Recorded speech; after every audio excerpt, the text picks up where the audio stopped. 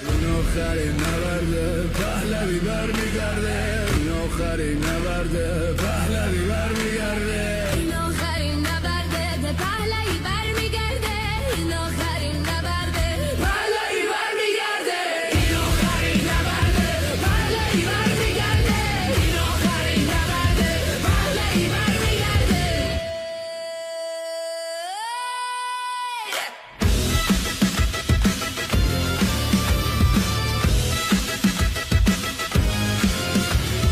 این آخرین نبرده پهلوی برمیگرده این آخرین نبرده پهلوی برمیگرده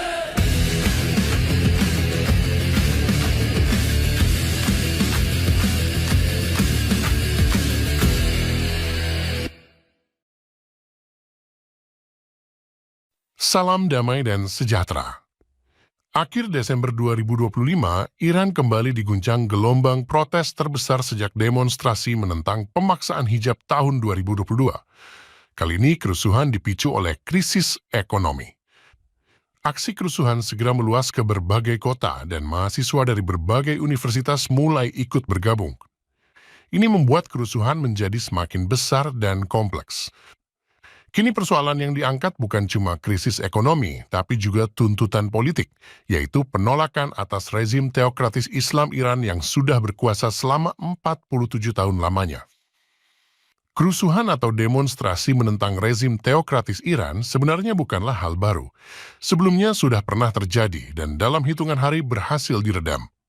Namun kerusuhan kali ini berbeda.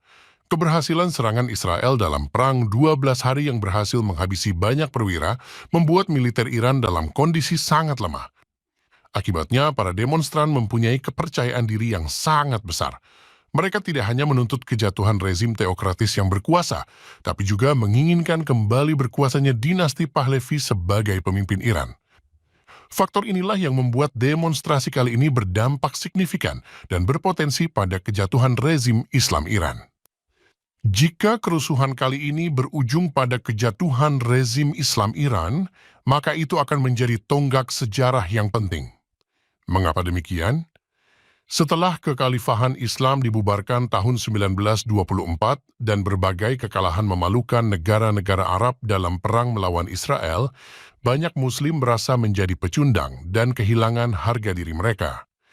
Maka ketika Ayatollah Khomeini berhasil menumbangkan Syah Iran dan mengubah kerajaan Iran menjadi Republik Islam Iran, semangat kaum Muslim di seluruh dunia kembali bangkit, termasuk juga impian mereka untuk mendominasi dunia. Di berbagai belahan dunia, propaganda dan dakwah Islam garis keras semakin meningkat, yang diikuti dengan tuntutan untuk menerapkan hukum syariah di berbagai negara. Kita bahkan bisa melihat fenomena itu di negara kita. Sebelum revolusi Iran 1979, Muslim di Indonesia umumnya sangat toleran.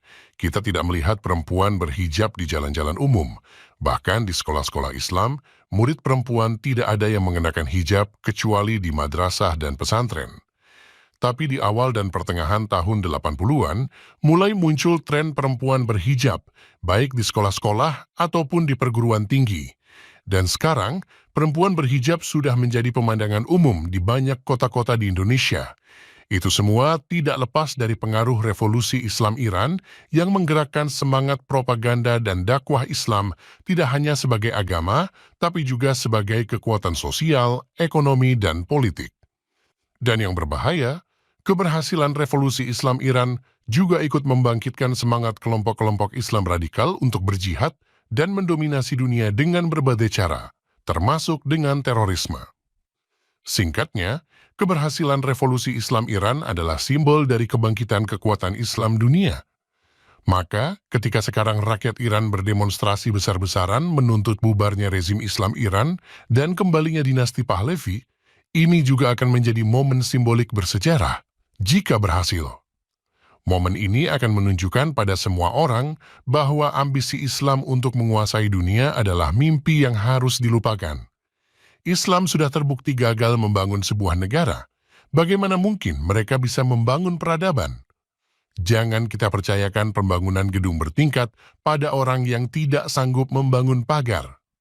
Mari kita berharap rakyat Iran berhasil menumbangkan rezim Islam Iran agar dunia tidak lagi direpotkan ambisi bodong kaum Islamis yang hanya membawa kerusakan demi kerusakan. Terima kasih atas perhatian Anda. Viva Cristo Rey.